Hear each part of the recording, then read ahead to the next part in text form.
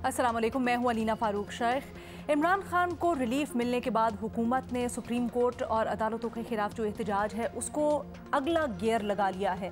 अब ऐलान किया गुज़श्ता रोज़ मौलाना फजलुर रहमान जो कि PDM के सरबराह हैं, हुकूमती इत्तेहाद के सरबराह हैं, उन्होंने कि मंडे को पीर को एहतजाज किया जाएगा सुप्रीम कोर्ट ऑफ पाकिस्तान के बाहर। इस सिलसिले में आज बड़ी प्रेस कॉन्फ्रेंसेस भी हुई और बहुत तनकीद का निशाना बनाया जा रहा है सुप्रीम कोर्ट ऑफ पाकिस्तान और ख़ासकर जो उस दिन रिमार्क सामने आए इमरान खान के कमरा अदालत में आने के बाद चीफ जस्टिस साहब की तरफ से उनको, और फिर इमरान खान को इतना गैर मामूली रिलीफ मिलने को बहुत तनकीद का निशाना बनाया जा रहा है। ये कहा गया मौलाना फजलुर रहमान की तरफ से कि अब हम हर तरह से मुज़ाहमत करेंगे और ऐसा नहीं हो सकता कि एक शख्स चलाव घिराव करे, एक जमात अपने हक़ में फ़ैसलों के लिए और अपनी तरह से निज़ाम को चलाने के लिए हर तरह की शरपसंदी करे और बाकी सारे चुप करके बैठे रहें। तो घी हमें भी निकालना आता है डब्बे से और अगर उसके लिए टेढ़ी उंगली भी करनी पड़े तो करेंगे। अब सवाल यहाँ पर ये पैदा होता है कि क्या पाकिस्तान डेमोक्रेटिक मूवमेंट का ये एहतजाज उनको कोई फ़ायदा भी देगा? यही अपने तज्ज़ियाकारों से हम पूछेंगे। ये पहली दफ़ा हो रहा है शायद कि हुकूमत अपनी हुकूमत के एक इदारे के खिलाफ एहतजाज कर रही है। इरशाद भट्टी साहब, मज़हर अब्बास साहब, हफीज़ुल्लाह नियाज़ी साहब और बेनज़ीर शाह साहब हम इस डिस्कशन के लिए ज्वाइन कर रहे हैं। बेनज़ीर, क्या समझती हैं आप, PDM ये जो धरना देने जा रही है सुप्रीम कोर्ट ऑफ पाकिस्तान के सामने, क्या ये फ़ायदेमंद होगा और क्या ये यहाँ पर जाके बैठ जाएंगे या क्या थॉट प्रोसेस है इनका पीछे? इसके अलावा कोई ऑप्शन नहीं बचा इनके पास? देखिए, अगर अलीना, लग तो यही रहा है कि ये दबाव डालने की कोशिश की जा रही है, क्योंकि सुप्रीम कोर्ट में आजकल जो बातें चल रही हैं वो ये कि शायद सुप्रीम कोर्ट जो है वो वज़ीर आज़म के ख़िलाफ़ कंटेम्प्ट की प्रोसीडिंग्स शुरू करेंगी। तो देखिए, अगर सुप्रीम कोर्ट ने ये फैसला कर लिया है कि वो कंटेम्प्ट लगाएंगे और शो कॉज नोटिस भेजेंगे वज़ीर आज़म को, तो फिर तो इस धरने से कोई ख़ास फ़ायदा नहीं होगा। अब देखना पड़ेगा कि सुप्रीम कोर्ट जो है वो क्या फैसला करती है। क्या वो कॉन्फ्रंटेशन की तरफ जाती है या जैसे हमने पिछली कुछ समातों में देखा कि उसने थोड़ा सा बैक ट्रैक किया और सियासतदानों को एक किस्म की स्पेस दी कि आप इस मामले को खुद हल करें। तो अब ये पीर को ही हमें देखना पड़ेगा कि क्या फैसला किया जाता है सुप्रीम कोर्ट में। सियासी स्ट्रैटेजी कैसा लगा है आपको ये? अलीना, मेरे ख्याल से तो इससे इस वक्त तो कोई फायदा नहीं होगा। जैसे मैंने कहा कि अगर सुप्रीम कोर्ट ने अपना माइंड मेकअप कर लिया है तो कर लिया है, लेकिन मैं सियासी स्ट्रैटेजी पे थोड़ी सी और भी बात करना चाहूंगी। देखिए, क्योंकि जो धरना है उसके बारे में ये भी कहा जा रहा है, जैसे आपने भी कहा कि PDM कह रही है कि गैर मामूली रिलीफ दी जा रही है इमरान खान साहब को। देखिए अलीना, इसमें हमें ये भी देखना पड़ेगा कि जिस किस्म के केसेस अदालत में जा रहे हैं, क्या वो इतने मजबूत केसेस हैं या वो कमजोर केसेस हैं जिसकी वजह से अदालतों को रिलीफ देनी पड़ रही है और बेल देनी पड़ रही है इमरान खान साहब को। मैं आज पढ़ रही थी इस्लामाबाद हाई कोर्ट का जो फैसला आया है अल कादिर ट्रस्ट केस में, जो बेल दी गई है इमरान खान साहब को, उसमें लिखा ये है, अब ये देखिए ये कितना मजबूत केस है जो, या कितना आप कह सकते हैं कमजोर केस है जो PDM लेके गई है अदालत में। वहां पे जो इमरान खान साहब के वकील हैं वो कहते हैं कि जब एक नायब एक इंक्वायरी मुकम्मल कर ले तो उसका कानून ये कहता है कि आपने इंक्वायरी रिपोर्ट जो अक्यूज्ड है उनको देनी है। हमें कोई इंक्वायरी रिपोर्ट नहीं मिली। उसके बाद जो इमरान खान साहब के वकील हैं वो कहते हैं कि हमने वारंट नहीं देखा, जिस दिन गिरफ्तारी हुई उस दिन हमें वारंट मिला। और सबसे हैरान कुन बात इस ऑर्डर में ये लिखा है कि नैब के इन्वेस्टिगेटिंग ऑफिसर से अदालत ने पूछा, 2 दिन आपने इमरान खान साहब को हिरासत में रखा, क्या आपने तहकीकात की, क्या आपने उनको कोई डॉक्यूमेंट्स दिखाए? तो आगे से नैब का जवाब ये आया कि हम ऑन एंड ऑफ तहकीकात करते रहे और नहीं, हमने कोई डॉक्यूमेंट्स नहीं दिखाए।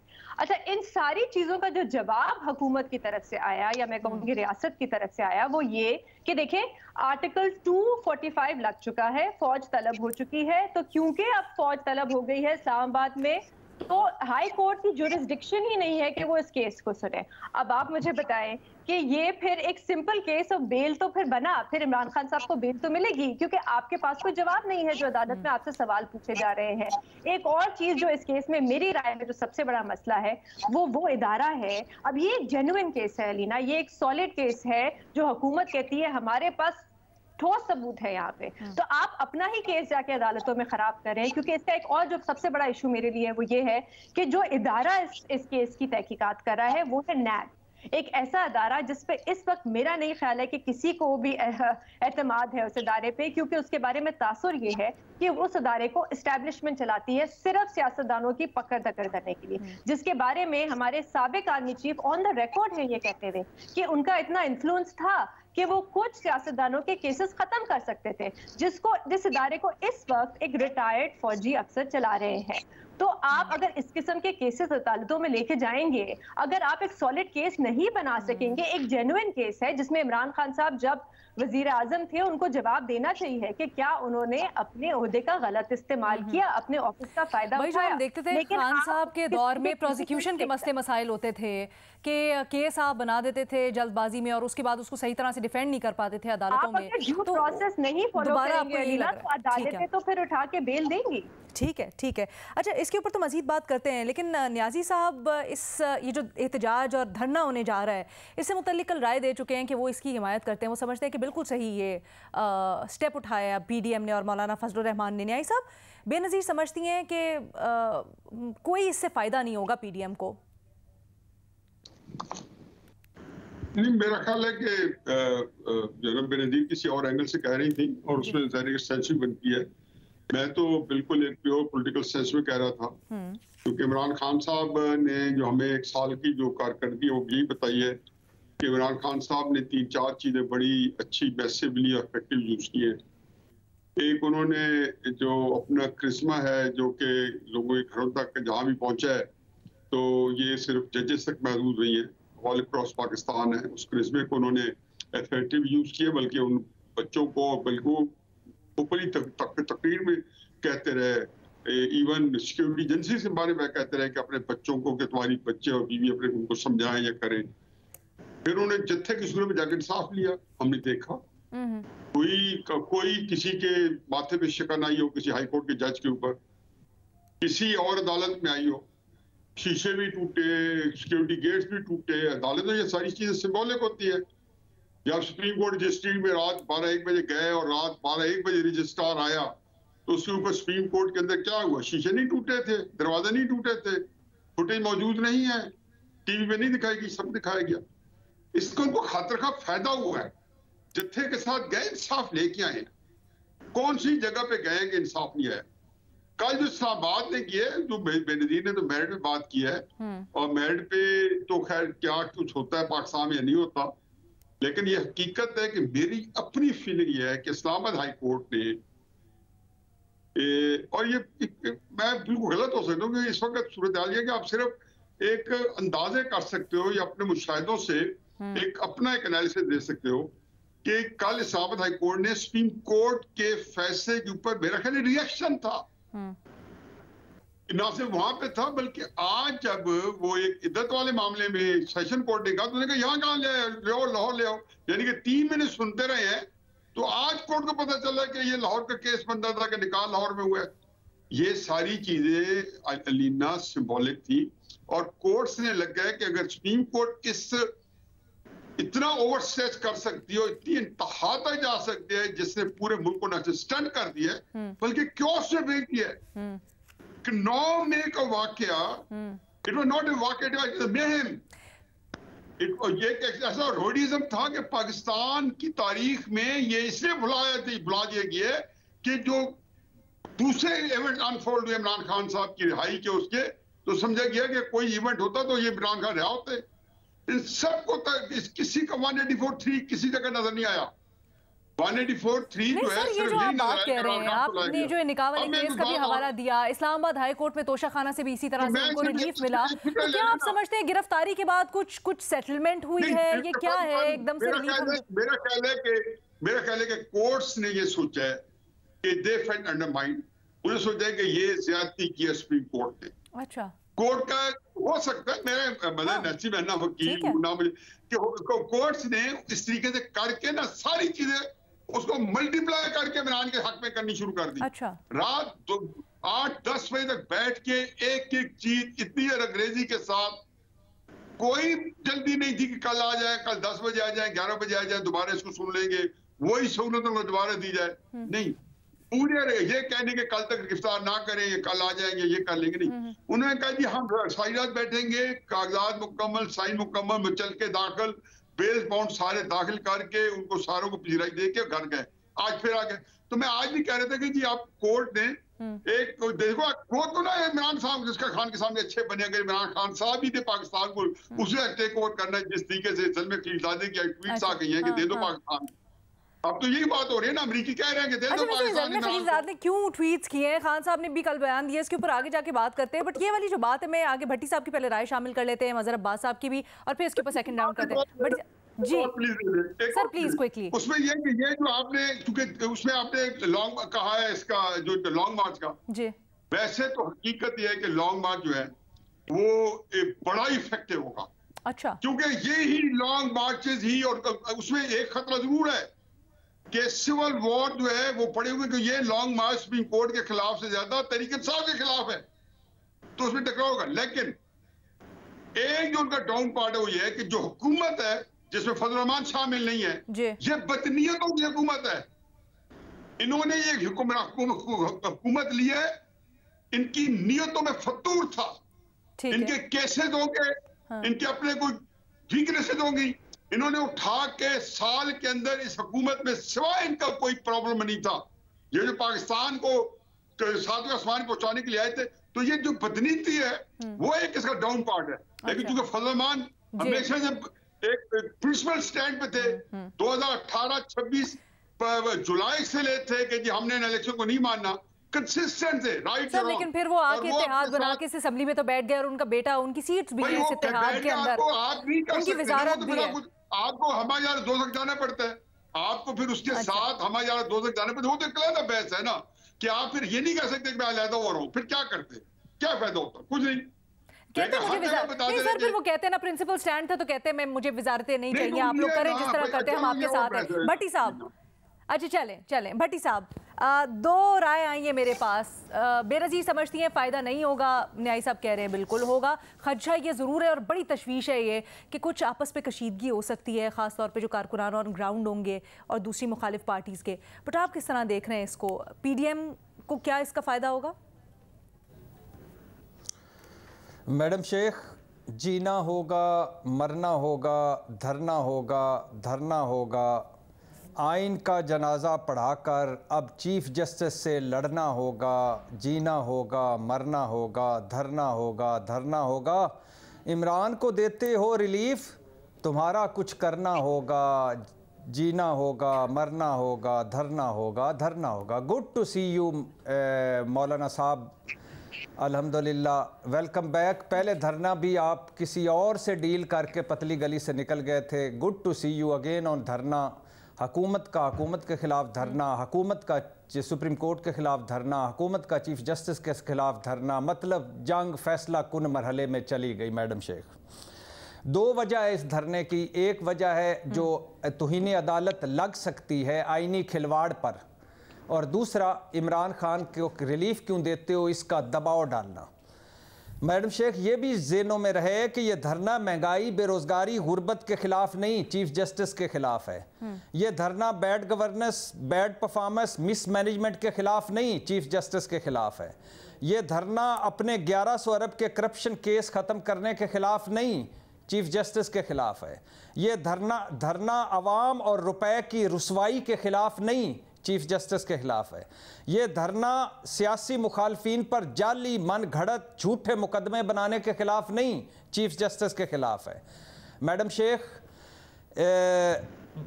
बकौल मौलाना साहब, घी अब टेढ़ी उंगली से निकाला जाएगा। मैडम शेख, वो सच्चे हैं, क्योंकि सीधी उंगली से जितना घी निकलता था निकाल लिया। 3 खोए मलाई वाली वजारतें उनके पास है, डिप्टी चेयरमैन सेनेट उनके पास है, डिप्टी स्पीकर कौमी असम्बली उनके पास है, समधी उनके गवर्नर हैं, खुद चार्टर्ड प्लेन्स जैसा प्रोटोकॉल अफोर्ड कर सकते हैं। तो अब तो घी रह ही कोई नहीं गया था, हमारा भी तेल निकल गया, हम तो खैर कौम का तेल निकल गया, मुल्क का घी निकल गया, अब वो टेढ़ी उंगली से थोड़ा सा निकालेंगे। मैडम शेख, मौलाना साहब ने एक और भी बड़ा खूबसूरत जुमला बोला है, किसी ने हाथ उठाया तो डंडे, थप्पड़ और मुक्के से जवाब मिलेगा। पता नहीं ये शहबाज शरीफ साहब को सुना रहे हैं, जरदारी साहब को सुना रहे हैं, इमरान खान बेचारे की हुकूमत ही कोई नहीं है, ये किसको सुना रहे हैं कि मैं डंडा भी मारूंगा, मुक्का भी मारूंगा अगर हाथ उठाया तो। अच्छा मैडम शेख, अब दफ़ा 144 नाफिज है इस्लामाबाद में जी। और ये धरना होगा तो मतलब देखते हैं कि दफ़ा 144 अपना बोरिया बिस्तरा समेट कर 1-2 दिन के लिए कहीं पतली गली से निकल जाती है या मौजूद रहती है, तो फिर उस डिप्टी कमिश्नर इस्लामाबाद साहब बहादुर का जो बाख्तियार इतने हैं कि एक आर्डर पर जीबी के वजीर आला अपने जीबी हाउस में नज़रबंद हो सकते हैं, तो वो देखते हैं कि फिर उनका आर्डर चलता है या मौलाना साहब का आर्डर चलता है। अच्छा, आज बताया जा रहा है कि इसी तरह से वो आए कारकुनान JUI के, उन्होंने रेड जोन में दाखिल होने की कोशिश की लेकिन उनको होने नहीं दिया गया। मैडम शेख, नहीं होने नहीं दिया गया, ये एक सेपरेट है। होना चाहिए था पहले पानी फेंकते, फिर आंसू गैस फेंकते, फिर फेंटियां लगाते, फिर तशद्दुद करते, फिर मारते उनको, अच्छा। फिर पकड़ते उनको, और फिर उनको मुकदमे पर्चे गिरफ्तारियां करते उनको, और फिर पता चलता कि ये कानून और आइन तो खैर ख़त्म हो गया, फारिग हो गया, जा चुका मुल्क से। और कल शाम को मैं तमाम पाकिस्तान को दावत देता हूँ कि कल 14 मई की शाम को H8 कब्रिस्तान में आइन का जनाजा पढ़ाया जाएगा, और आप तमाम शिरकत करके तो आइन के रूह को सवाब साले सवाब पहुँचाइएगा। तो मैडम शेख, अब देखना ये है कि क्या वही सलूक होता है जो तरीके इंसाफ के साथ हुआ था, और क्या वही सलूक होता है जो अभी पिछले 1 साल से हो चुका है। अच्छा। मैडम शेख, हमने कसूर क्या किया? आखिरी वाइंड अप, हमने कसूर क्या किया है? हमने क्या कसूर किया है? हमारे मुल्क ने क्या कसूर किया है? 24 करोड़ ने क्या कसूर किया है? ये 5-10% की लड़ाइयों में हम कहाँ गुम हो गए हैं मैडम शेख? ये मुल्क बदतरीन आईनी बुरान में है, अदालती बुरान में है, सियासी बुरान में और मुआशी बुरान में है। हमारी रोटी 3 वक्त की पूरी नहीं हो रही, बिजली, गैस, महंगाई, बेरोजगारी, गुर्बत, और ये क्या कर रहे हैं? ये मौलाना साहब क्या कर रहे हैं? 73 के आइन के तनाजुर में पका दिया था इन मौलाना साहब ने। सिर्फ मौलाना साहब नहीं, सिर्फ मौलाना साहब नहीं, सारे के सारे फिर ये कर रहे हैं। फिर ये भी कहे ना कि जब 3-4 दिन पहले खान साहब को अरेस्ट किया गया, गो कि वो बिल्कुल गलत तरीके से, लेकिन उनके कारकुनान ने जो किया वो भी गलत। फिर अगर इंटरनेट सर्विसेज हुकूमत ने बंद की तो उनका तरीक़ाकार भी, फिर पूरी आप कॉन्टेक्स्ट में डालें ना चीज़ों को। मैडम शेख, आपको शायद मैं good to see you madam Sheikh, again your question. अगर आपके तबीयत मचली गई थी सवाल करने को, तो मेरे जवाब मैंने कहा 5 से 10% की इन लड़ाइयों में हम मारे मुझे तो वैसे आपको गुड टू सी यू भी नहीं समझ आया, वैसे आप उनकी हिमायत कर रहे हैं। इस कमेंट पे फिर आप कुछ नहीं कहते और इसमें आपको बायसनेस नहीं नजर आती। ये मुझे भी अल्लाह की शान है। हद हो गया, मुझे पसंद है। ना मैडम शेख, आखिरी जुमला सुनते जाइएगा माजरत के साथ। ये मुझे पसंद आया है, अच्छा लगा है, जितने वो जब उनके घर तक आग पहुंच चुकी हो, इस तरह की धमकियां हो, इस तरह कूल एंड काम, गुड टू सी यू, अच्छा लगा है। यही जवाब इनको मिलना चाहिए, इन जीरे ब्लेडों को और बनारसी ठगों को, ऐसा ही मिलना चाहिए जवाब। मजहर अब्बास साहब तो दूसरी तरफ से भी उन्होंने जवाब की तैयारी कर ली है। मौलाना फजलुर रहमान साहब आ रहे हैं। बड़ा अजीब है गो के हुकूमत अपनी हुकूमत के खिलाफ एहतजाज कर रही है, बट आप क्या देखते हैं, इसका क्या फ़ायदा होगा इनको? देखिए, सबसे पहले तो मैं इमरान खान रिलीज़ हो गए हैं, बड़ा अच्छा हुआ।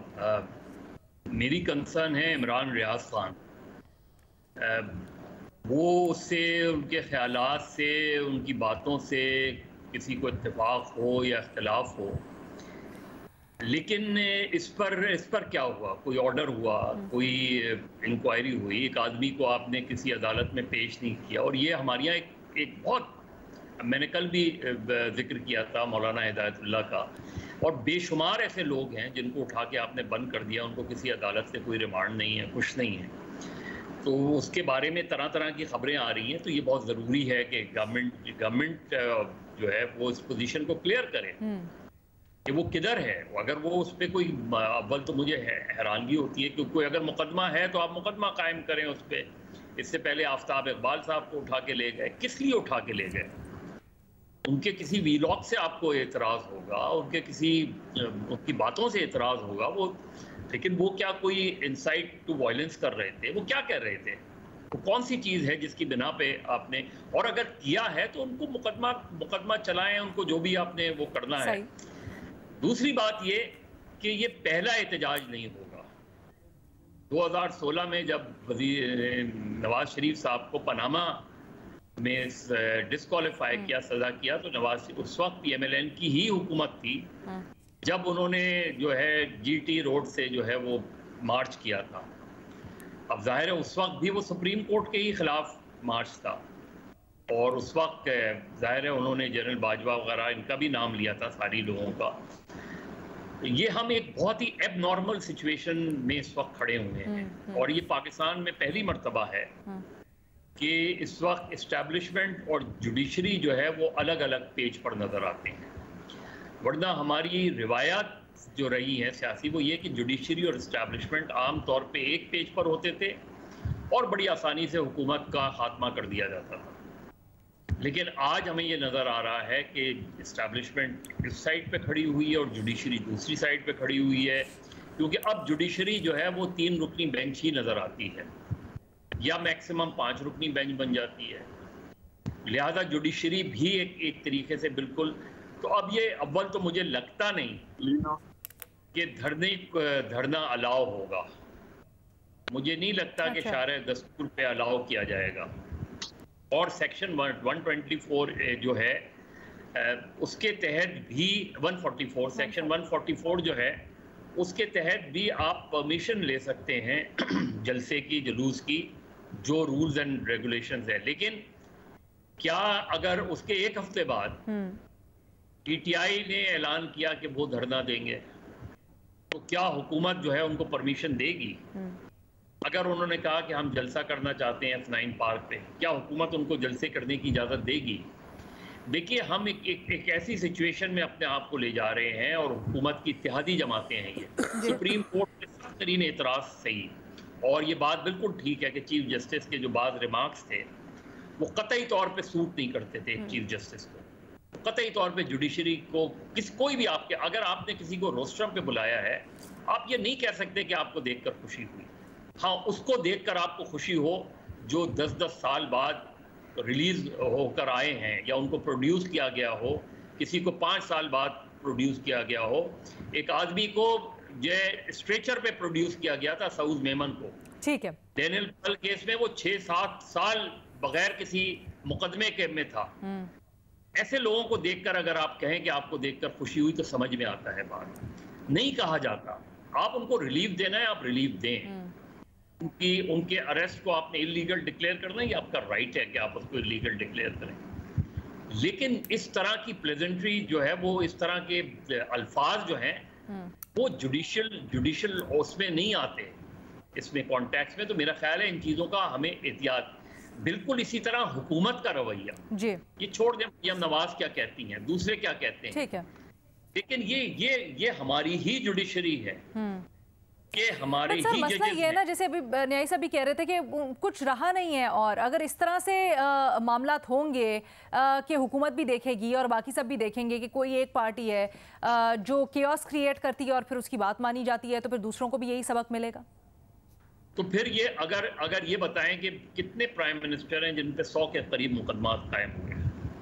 Name one prime minister. Sir, as a सियासी स्ट्रैटेजी, मुझे बताया अलीना, हम 100 के करीब मुकदमा कहते हैं, एक मुकदमे ने कितने मुकदमे जन्म दे के गए, हम पता क्यों नहीं रियलाइज करते।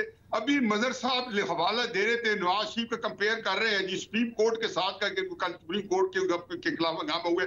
वो सिंपल ये था कि नवाज शरीफ डिपोज हो गए, अलहदा हो गए, मरी चले गए, 20 दिन रहे, फिर वो घर आ रहे थे, तो जुलूस की सूरत में फर्ज किया आए हैं, प्लान जुलूस की सूरत में अपने घर आए हैं, और उसके अंदर उन्होंने क्या कहा, भाजपा का नाम लिया, किसी का नाम लिया, उसमें सिर्फ उन्होंने ये कहा है कि वोट को इज्जत दो।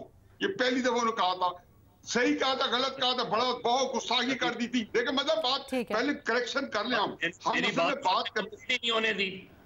नहीं, मैं तो उस बात को कह रहा, अभी ये बात जो है ना, दूसरी बात पे अगर आप बीच में वो करेंगे, मेरी बात तो कंप्लीट नहीं हुई ना। मैं तो आप जवाब दे पहले दिन से पनामा के बारे में मेरा मौके पे आपने एक बात की थी सुप्रीम कोर्ट के हवाले से, मैंने कहा करेक्ट कर दूं सर।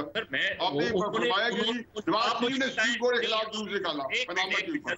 चले मज़े साहब, आप जवाब दे दें, आप बता दें, कॉन्टेक्स्ट क्लियर कर दें अपना। क्या हाउस से जीटी रोड तक जो रैली थी वो किस चीज के लिए थी? मैं बता रहा हूँ, घर आ रहे थे साहब, उसके प्रोस्पेक्टिव देखे, उसके अंदर किसी का नहीं कहा था सुप्रीम कोर्ट के खिलाफ निकाल रहे हैं। नवाज साहब बाई इलेक्शन लड़ रही थी। अब मुझे पता है, सियासतदान अगर घर आता है, रैली करता है, और उसके अंदर मुख्तलिफ पैसे करता है। कल रात निकली है रैली, खान साहब रैली की सूरत में आए वापस घर, बड़ा जबरदस्त जश्न का समा हुआ है। बहस हो रही थी कि मोटरवे से जाएं कि जीटी रोड से। मैं कह रहा हूँ, मैं कह रहा था कि मोटरवे से नहीं आए, जीटी रोड पे आ गए, फिर क्या करेंगे? एक सेकंड न्याय साहब, एक सेकंड न्याय साहब, अब मुझे मदद साहब की जरा बात सुनने दें, हम लोग सुन नहीं पाते हैं जब आप लोग दोनों स्काइप पे हमेशा जी मोटरवे से नहीं तो क्यों जाते हैं? मुझे समझ नहीं आती। हमारी ये मेरी ख्वाहिश हो सकती है मोटरवे पे जाए। जीटी रोड कोई सुप्रीम कोर्ट की जुरिस्डिक्शन है ना सर? अरे यार तो इसलिए कि वो लोगों को बताना चाहते थे ना, उनके साथ ज्यादती हुई। अच्छा देखे, लोगों को बताना चाहते थे क्योंकि between Islamabad and Lahore 58 MNAs थे मुस्लिम नून के। बिटवीन इस्लामाबाद कह रहा हूँ। हाँ एक सेकंड न्याय साहब, मैं मज़द साहब को सुनने नहीं पा रही हूँ। एक सेकंड मज़द साहब को सुनने दें।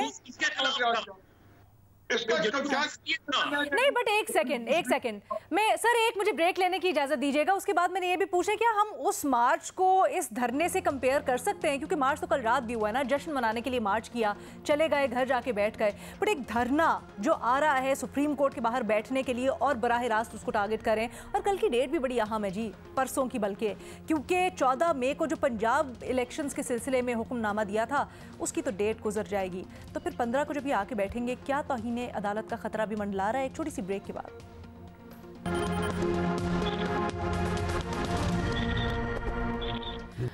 ब्रेक के बाद खुशामदीद। हम डिस्कस कर रहे हैं कि पीडीएम धरना देने का इरादा रखती है सुप्रीम कोर्ट के बाहर और पीर को वो मार्च करेंगे सुप्रीम कोर्ट और इस्लामाबाद के लिए। इस सिलसिले में क्या पाकिस्तान डेमोक्रेटिक मूवमेंट को फ़ायदा होगा? क्या इसके मज़ीद सियासी मज़मिरात होंगे? ये अपने तजियाकारों से जान रहे हैं। बेनज़ीर, आपने भी बात की कि तौहीन अदालत अगर लगा देंगे वज़ीर आज़म और काबीना के ऊपर पंजाब के जो वर्डिक्ट आया था उसके सिलसिले में, तो फिर इस धरने का कोई फ़ायदा नहीं रहेगा। लेकिन मुझे बताएं कि क्या अगर तौहीन अदालत लगा भी देते हैं तो उसका इम्पैक्ट क्या होगा या उसका असर क्या होगा? जैसे आज हमने सुना शर्जील मेमन को, वो कहते हैं कि अगर आप तौहीन अदालत लगा भी दें या मुझे बुला भी ले तो मैं तो बॉयकॉट करूँगा, मैं नहीं आऊँगा, क्योंकि सुप्रीम कोर्ट अपनी इखलाकी जो हैसियत है वो खो चुका है, कानूनी हैसियत खो चुका है। अलीना, इसमें एक तो ये है कि जो कानूनी माहिरीन है वो उनकी एक तो राय ये है कि सुप्रीम कोर्ट लगा तो सकती है कंटेम्प्ट वज़ीर आज़म पे, लेकिन वज़ीर आज़म ने अपने आप को काफ़ी हद तक इंसुलेट किया हुआ है क्योंकि सारी जितने भी फैसले किए गए थे इलेक्शन के हवाले से वो पार्लियामेंट ने किए हैं। तो अब देखना पड़ेगा कि सुप्रीम कोर्ट वाकई में इस तरफ जाती है या नहीं जाती, क्योंकि ये एक, जैसे मैंने पहले भी कहा कि मेरे ख्याल से इस वक्त सियासी फ़ायदे से ज़्यादा जो मकसद है इस धरने का वो ये है, क्योंकि अगर देखें सिर्फ सियासी फ़ायदा लेना होता तो बहुत पहले ही, जब बहुत देर से इलेक्शन की हेयरिंग चल रही है, पहले भी पीडीएम जो थी वो धरना दे सकती थी। लेकिन खास तौर पे इस डेट पे देने का शायद मकसद ये है कि जैसे हम आजकल सुन रहे हैं कि शायद वज़ीर आज़म पे तौहीन लग सकती है, तो इस वजह से एक दबाव डालने की कोशिश की जा रही है। अगर उन पे तौहीन लगती है तो जैसे मैंने एक दफा पहले भी कहा था कि पहले हमने देखा था कि जब एक वज़ीर आज़म को नाअहल करते थे तो तब एस्टैब्लिशमेंट साथ होती थी, मतलब रियासत साथ होती थी सुप्रीम कोर्ट के। तो सुप्रीम कोर्ट की तरफ से जब कोई फैसला आता था तो लगता यह था कि रियासत की तरफ से फैसला आ रहा है, जिसकी वजह से जो भी वज़ीर आज़म होते थे वो चुप करके घर चले जाते थे। लेकिन इस वक्त सुप्रीम कोर्ट के अंदर भी तकसीम है और एस्टैब्लिशमेंट भी लग नहीं रहा कि इस वक्त सुप्रीम कोर्ट के साथ है, और ना ही हुकूमत इस वक्त सुप्रीम कोर्ट का साथ दे रही है। तो अगर लग भी गई तो मुझे लगता है कि बहुत मुश्किल होगा उसको इम्प्लीमेंट करना। एक आखिरी चीज मैं लीना अगर जरा एक छोटी सी बात यहाँ पे कर सकूं, क्योंकि मेरे ख्याल से ये एक बड़ी अफसोस की बात है कि इमरान खान साहब एक बहुत बड़ी मेन स्ट्रीम पॉलिटिकल पार्टी के लीडर हैं और उनको कल वो रिहा हुए हैं। उसके बाद उन्होंने कई इंटरव्यूज दिए लोकल चैनल्स को, इंटरनेशनल मीडिया को भी। एक बार भी उन्होंने मजम्मत नहीं की जो कोर कमांडर के घर लाहौर में हुआ हमला, जो रेडियो पाकिस्तान पे हुआ हमला, और ये बड़ी अफसोस की बात है। लेकिन हम इस शो पे भी बैठ के बहुत बार इस्टेब्लिशमेंट पे तनकीद करते हैं और हम करते हैं ऑन द बेसिस कि अगर इस्टेब्लिशमेंट आइन के मुताबिक नहीं काम करेगी तो हम उस पर तनकीद करेंगे। लेकिन इमरान खान साहब जो है वो एक इदारे के खिलाफ उनकी जो तनकीद है वो बहुत मुख्तलिफ है। उनकी तनकीद एक इदारे के खिलाफ जहाँ पे वो पर्सनल अटैक्स करते हैं, बहुत संगीन इल्जाम लगा रहे हैं, नफरत फैला रहे हैं एक इदारे के खिलाफ और सबूत भी पेश नहीं कर रहे। तो ये एक बड़ी खतरनाक चीज है, ना उन्होंने मजम्मत की है और ना वो बेनज़ीर आप बिल्कुल सही कह रही हैं कि सेम थॉट शुड प्रिवेल, लेकिन ये तो उनके हक में गया ना, क्योंकि कल भी जब अदालत सिरात उनके मुताबिक वो महसूर थे अदालत में और उन्होंने वीडियो बयान उसी वक्त जारी कर दिया कि मैं एहतजाज करूंगा अगर आप लोग मुझे नहीं निकलने देंगे तो उन्होंने देखा है कि ये चीज़ उनके हक में गई है, इसलिए उन्होंने अब यही तरीका अपना दिया और उनको देखा देखी बाकी जमातें भी यही कर रही हैं। पर अलीना देखें आप प्रेसिडेंट क्या सेट कर रहे हैं। हमने इस वक्त तक जो भी देखा है, जैसे टीएलपी जैसी जमातें हैं, छोटी जमातें हैं जो एक्सट्रीमिस्ट किस्म की जमातें हैं, वो इस किस्म का रवैया अपनाती हैं। लेकिन एक मेन स्ट्रीम पॉलिटिकल पार्टी जाके सरकारी इमारत पे हमला कर रही है, उनके लीडर्स जो है वो गायब है, कोई जीबी हाउस में है तो कोई 12 घंटे सुप्रीम कोर्ट में है, 14-13 साल के बच्चे असलहा लेके फिर रहे हैं, पेशावर में स्ट्रेट फायरिंग कर रहे हैं। आप जिस किस्म का प्रेसिडेंट, और आप एक बार भी देखें, इमरान खान साहब कहते हैं जब मैं नैब की कस्टडी में था तो मुझे लैंडलाइन मिली, मैंने मुसर्रत चीमा को फोन किया। अच्छा, ये प्रेसिडेंट खान साहब ने सेट किया है या ये नाकामी हुकूमत की और सिस्टम की है कि वो काबू नहीं कर सके? न्याजी साहब जी दोबारा करें, आवाज नहीं आई। न्याजी साहब, ये जो बेनज़ीर कह रही हैं, क्या आप ये समझते हैं कि खान साहब गलत प्रेसिडेंट सेट कर रहे हैं या फिर ये नाकामी हुकूमत और सिस्टम की है कि वो कंट्रोल नहीं कर सके सिचुएशन को? तो क्या चॉइस क्या थी? क्या गोली चलाते? मुझे बताएं कि एक ऐसा क्राउड, जो कल भी मैंने कहा कि जो असल जो चीज है, जो क्रक्स है, वो ये है कि एक ही वक्त में पूरे पाकिस्तान में तहरीक इंसाफ के 400-500 का टोटल माइंड, ये बड़ा इंपॉर्टेंट है बताना। ये जो मैं सुन के जो बकवास के जी ये बजवा था 400-500-700 बंदे थे, मैंने कहा इसको फौरन से करा ले, और कहाँ गए? कंटोनमेंट की तरफ भागे जा रहे थे। और मुझे बताइए किसका एजेंडा था? कंटोनमेंट से क्या लेने जा रहे थे? किस जगह पे ये कंटोनमेंट पे अटैक नहीं किया? मुल्तान में, सरगोदा में, कराची में, लाहौर में, दीर तक जो तीमरकर लोअर दीर में जाके छावनी को मुहासरा किए रखा। क्या इन्होंने पूरे पाकिस्तान दुनिया में हमारा तमाशा बनाया? बेनज़ीर सही कह रही है कि ये चाहते क्या थे। और इतने ये मैं कहता हूं कि पाकिस्तान की तारीख पे इतना बड़ा सानिया है कि ये अमलन पाकिस्तान को बंद कर दिया पूरे मुल्क का, ये आपको वो मायूस नहीं लगा? नाकाबिले तलाफी नुकसान पहुंचा गया। यही सब जिस तरह से हुकूमत ने रिएक्ट किया, इंटरनेट बंद कर दिया पूरे मुल्क का, आपको वो मायूब नहीं लगा थोड़ा सा रिएक्शन?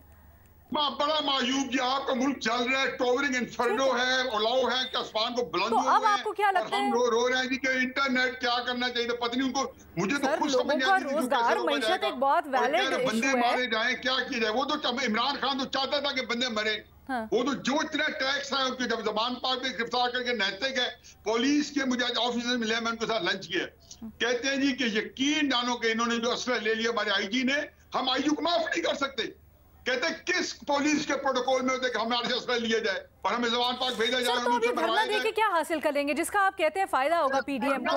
अभी धरने से क्या हासिल कर लेंगे? धरना, हाँ एक बात, धरना इसलिए कि ये सुप्रीम कोर्ट अदालतों को, पीडीएम को समझ आ गया कि एक ही जुबान समझते हैं। मैं बता रहा हूँ यही जुबान समझते हैं।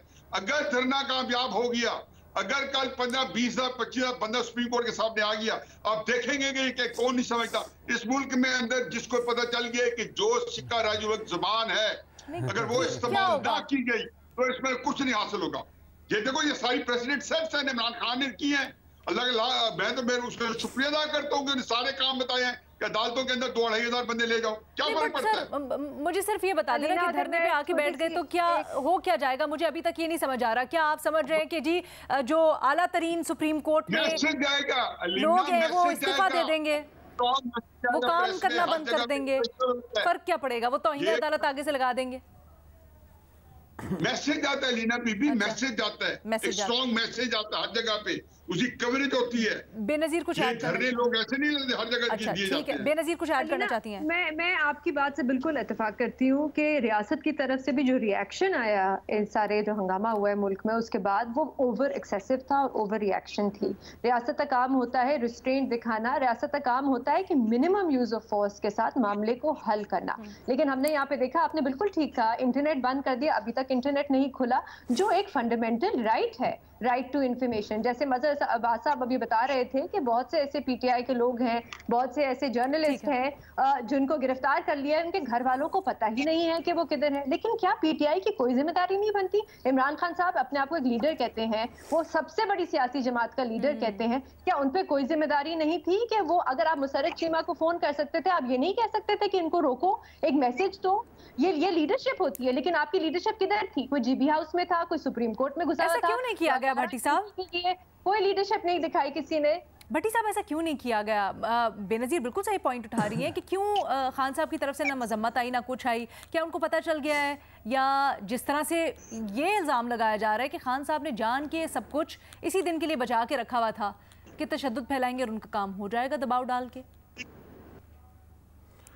देखिए मैडम शेख, पहले तो वो मज़हर साहब का वो मैं भूल गया था कि औरिया मकबूल जान हों, आफ्ताब इकबाल हों, इमरान रियाज हों, ये काबिल मुज़म्मत है, शर्मनाक है। आप गिरफ्तार किस तरह करते हैं, क्या करते हैं, और फिर अभी इमरान रियाज का कोई पता ही नहीं चल रहा। तो दूसरी बात मैडम शेख ये है कि मौलाना साहब आ रहे हैं अल्हम्दुलिल्लाह, और मौलाना साहब को मुस्लिम लीग नून से थोड़ा सा वो मिलते तो रहते हैं। नवाज शरीफ साहब को फ़ोन करके ना वीडियो लिंक ले लें कि 97 में उन्होंने कैसे किया था, आकर सुप्रीम कोर्ट पर हमले किए थे, जो कुछ किया था वो अच्छा मशवरा देंगे, और हो सकता है इस तरह इन सारों को जस्टिस क़य्यूम वाली अदलिया मिल जाए। तीसरी बात जो आपने कहा कि ये क्यों नहीं किया, जो इतलात आ रही, पहली बात तो ये कि ये जो कुछ हुआ 2-3 दिन में कई बार मुजम्मत कर चुके हैं कि ये शर्मनाक है और काबिल मुजम्मत है। दूसरी बात यह है कि ये जो भी इल्ज़ामात लगते हैं वो इल्ज़ामात लगाने से बेहतर है कि सबूत दिए जाएं ताकि अदालत में आया जाए, कानूनी रास्ता अपनाया जाए। तीसरी बात यह है कि इमरान खान साहब के बारे में कहा जा रहा है, और कई सोर्सेज ने किया है, कि जब उनको गिरफ्तार किया गया, उनका मोबाइल ले लिया गया, उसके बाद उनको आके ये जो दोबारा जब रिहा होकर वो रेस्ट हाउस में पहुंचे तो उस वक्त उनको बताया गया कि असद उमर भी गिरफ्तार हो चुके हैं, शाह कुरैशी भी हो चुके हैं, फवाद चौधरी भी हो चुके हैं। तो उन्होंने अपने लोगों को कहा कि मुझे बताया क्यों नहीं था, मैं वहाँ सुप्रीम कोर्ट में उनकी भी बात करता कि उन्हें छोड़ा जाए। ये न्याय साहब को ज्यादा पता होगा, शायद इनकी लाइन डायरेक्ट मिली होगी, मुझे तो जितना पता है। दूसरी बात, सुन लीजिएगा न्याय साहब, सुनते क्यों नहीं आज, सुनते क्यों नहीं है न्याय साहब, सुन तो लीजिए, 2 जुमले तो सुन लीजिए। तो मेरे प्यारे भाई, सिर्फ 2 जुमले तो ये हाँ मैं मुझ पे आके आपका मैडम शेख, मैं आप मुख्तसर मैं छोड़ ही देता हूँ, लेकिन आपको मैं सलाम करता हूँ कि मेरे पे आके टाइम ऐसा, आपको टाइम की पाबंदी, 1.5 मिनट आप टाइम की पाबंदी के ऊपर लेक्चर देना शुरू कर देंगे। जो मैंने सवाल पूछे उसका जवाब कभी नहीं देंगे। पाकिस्तान की नहीं लगती, तो मैं कह रहा हूं मुजम्मत करनी चाहिए थी, रोकना चाहिए था, तहरीक इंसाफ को पहले दिन आके कहना चाहिए था, जो ही जिस दिन अगले दिन वो आए, इमरान खान साहब को करना चाहिए था। उन्होंने तो कल अदालत में खड़े होकर कहा, आखिरी 3 घंटे मैडम शेख, आखिरी 3 घंटे भी पता है उनके कैसे गुजरे, जाने ही नहीं दिया जा रहा बकौल उनके, निकलने ही नहीं दिया जा रहा, कभी नहीं दिया जा रहा, फिर उन्होंने वीडियो बयान जारी कर दिया, मैं एहतजाज करूंगा। मज़हर अब्बास साहब देखें, ये कैलकुलेटेड मूव था, इसलिए कि इमरान खान की लड़ाई हुकूमत से नहीं इस्टेब्लिशमेंट से है। ये पूरा कराची से लेके खैबर तक जो भी अटैक्स हुए हैं, इसीलिए हुए हैं कि इमरान खान का असल जो उनकी कॉन्फ्रंट्रेशन है वो इस्टेब्लिशमेंट के साथ है। वो मौजूदा इस्टेब्लिशमेंट का नाम लेके कहते हैं कि उनके बारे में उनको अक्यूज करते हैं, तो जाहिर है जो रिएक्शन होगा वो किधर होगा रिएक्शन। वो नहीं, असल चीज क्या है कि काउंटर स्ट्रैटेजी क्या थी। ये भी न्याजी साहब बात कह रहे हैं कि कैसे वो भाई इंटेलिजेंस रिपोर्ट्स होती है ना, आप उसके लिए सब बंदी करते हैं ना उन चीजों के लिए, वो चीजें नहीं की। ये आप सही सवाल बता रहे हैं, और आने वाले दिनों में भी इसके ऊपर बात करेंगे। अभी वक्त हमारे पास आज इतना ही था, इजाजत दें, अल्लाह हाफिज।